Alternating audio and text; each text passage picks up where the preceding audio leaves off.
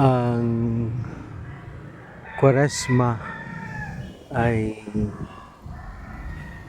panahon upang makita natin yung mga aspeto sa ating buhay na kinakailangan nating baguhin. At ito yung pagkakataon na pinapakita sa atin yung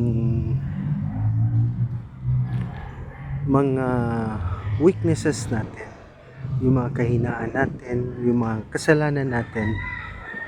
Ito yung mga pagkakataon, ito yung panahon, yung Kwaresma na kung saan makikita natin yung pagkilos ng Diyos. Pinapakita niya sa atin na wala siyang ibang nais kundi magbago for the better, change for the better. At madalas ang pagbabago ay magsisimula hindi sa panglabas kundi magsisimula sa panloob. Ang tunay na pagbabago ay nagsisimula sa kalooban, sa ating puso. Kaya nga sabi, pinapaalala sa atin ngayon na if you want to change, don't ask for signs. Huwag tayo hingi ng mga tanda. Madalas kasi mga kabistil, yes, gusto natin magbago, gusto natin makapagbago, pero humihingi tayo ng tanda. Lord, kung kailangan ko na tong alisin na bisyo, bigyan mo ako ng sign. At madalas, ano yung nakikita natin doon? Madalas, yung hiningi nating sign is para sa ating sarili, para pa din sa ating kagustuhan, at nakakaligtaan natin yung tunay na mensahe ng pagbabago. Kapag sinabi natin we want to change for the better, kailangan marunong tayong mag-let go. Mahalaga yan. Kailangan tayong marunong mag-let go nung mga bagay na gusto nating maalis sa ating buhay. Yung mga pagkakataon, yung mga kapintasan natin, if we want to change. At sa pagle-let go, doon natin makikita, doon tayo nagiging bukas para doon sa pagbabago.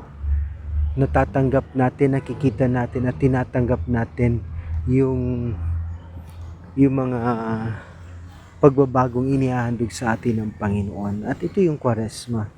Mga kabistil, paalala sa atin ni Kristo. Una, ang tunay na pagbabago ay mangyayari lamang, magaganap kung bukas tayo. Bukas ang ating puso na tanggalin, alisin yung mga dapat alisin sa ating buhay. Yung mga karanasan, yung mga anumang masasalimuot sa ating buhay, at yakapin ang panibagong pagkakataon na binibigay sa atin ng Panginoon.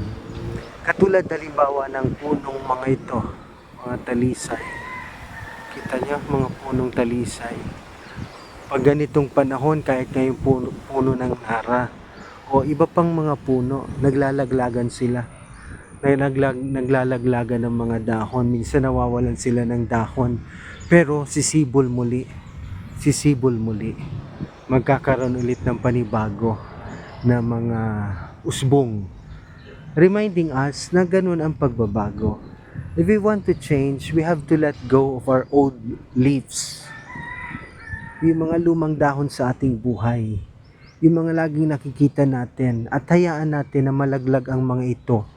At hayaan natin na yung grasya ng Diyos, yung pagbabago na ipinagkakalob sa atin ng Panginoon, higit lalo na sa panahon ng Kwaresma, ay maging daan upang magkaroon tayo ng panibagong dahon sa ating buhay. Panibagong pagsibol, panibagong buhay, panibagong pag-asa. At lahat ng ito mga kabistil, nakikita natin at pinapakita at ibinibigay niya sa atin sa loob ng banal na Eucharistia. Sa loob ng banal na misa, paulit-ulit tayong inaanyayahan ni Kristo. Paulit-ulit niya tayong tinatawag na magbago. Hindi niya tayo pipilitin.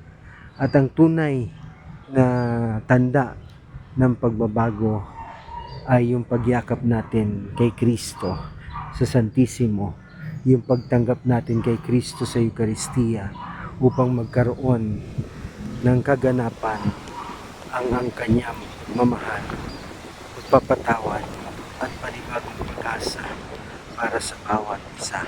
So mga kabistil, if you want to change, we ask the Lord.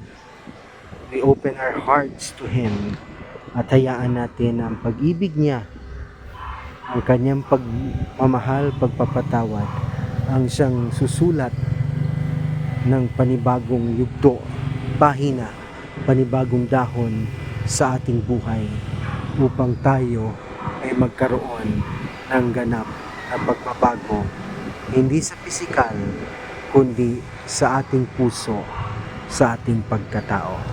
Mga kabistil, lagi natin natandaan, be still and know that He is God.